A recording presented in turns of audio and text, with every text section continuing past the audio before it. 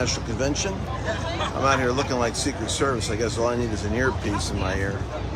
But this is quite an experience. Now, I want you to see something here. I'm going to flip this camera around. The distance from the shooter to Trump would have been, if you take a look at that corner there and trace it to that spot right there. That's about the distance. Way too close, right? I'm hearing that Mayorkas and the Department of Homeland Security and Merrick Garland are shutting down disclosure about their research. Do you really trust the CIA, the Mayorkas, the Christopher Wray, FBI? Do you trust them to conduct a fair and impartial review of the assassination attempt? Obviously, we're dealing with an all-time lack of trust. But Speaker Johnson is being challenged here at the convention. It's within his power to demand a special investigation. We got Kash Patel out here, outlined in an article today. What steps Speaker Johnson can take and has to take in order to get a fair and impartial inquiry into the failure of the Secret Service. This woman in charge looks like the ultimate diversity hire. I mean, what is her? I have no idea what her resume is, but you realize that the slanted roof that the sniper got on to kill Trump, that the Secret Service opted not to be on the roof because it was dangerous for them footing. It was too much of a slope, like OSHA. They could fall off the roof. Is that stupid? I mean, that's the worst possible explanation. But here's another story that I think you need to hear. 12 million shares of Trump stock was targeted with a put, a PUT. A put is a device that we use in the stock market. I haven't used it, but it's too risky. It's when you invest in a stock going down.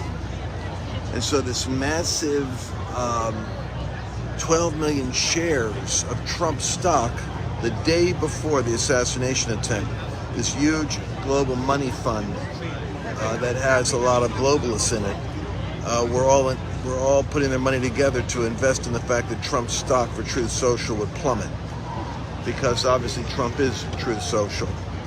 And so without a living Trump, then the whole purpose of Truth Social doesn't exist. So the question is, why would they do that? Do you know what their explanation was? It was a clerical error. Clerical error? Wow.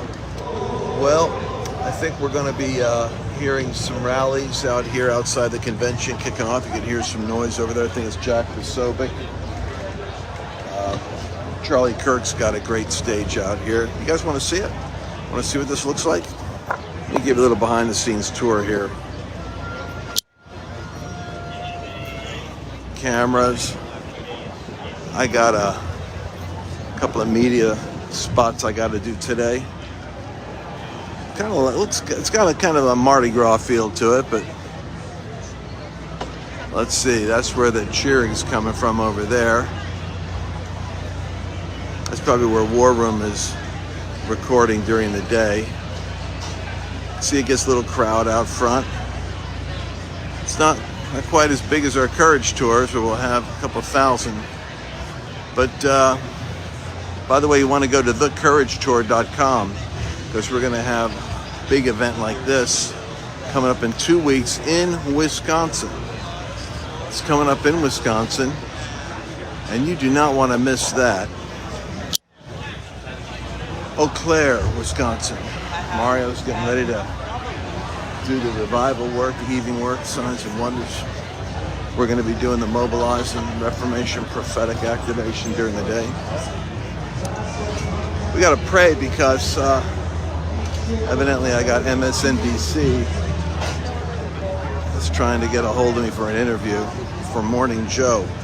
Now, you know that's going to be weird. I mean, these guys have the reason why I might do it is because they have the craziest ideas about who we are. And I learned a long time ago, going up to speak at Harvard, that if we don't go and clarify the truth about who we are, these people have these nutty thoughts. No one ever refutes them. And they got the weirdest doctrine about what Christians believe and what Christian nationalism, what they think it is. I think I used the term once, because I'm not an atheist globalist. I happen to be a nationalist. I believe in America. I believe whatever country you're in, you should believe in your country and you should labor there as if God providentially put you there. Nothing dumb about that or threatening. These people, they're under a very serious species of mind manipulation, which causes them to hear everything you say almost through a paranoid vector. It's worth understanding, because we believe it is spiritual warfare. I'm surprised how much of that 6/11 got around. A lot of people are quoting it. You know, the fact that the assassination attempt happened exactly 6 minutes and 11 seconds into Trump's speech.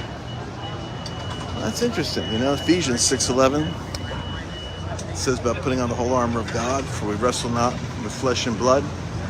We wrestle not with 20-year-olds with rifles, but with high-level spiritual forces that are dominating and administrating their influence over the minds of people, provoking them to irrational and self-destructive acts.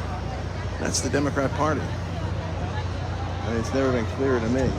But it doesn't mean this party is all Christian, because it isn't. It just means it's got a lot of Christians in it. Thank God for that. All right, well, I think I'm going to go find some of the Wall Street Journal if somebody wanted to talk to me, or Washington Times. So I got to find these guys. They're in these buildings here. I can't do it from out here. I'm going to have to go into where their booths are. But I'll take a picture of it and send it to you. All right, well, this is Lance reporting live from what it's like before the convention starts at Milwaukee, Republican National Convention 2024. Donald Trump speaks tonight. I'll be right in.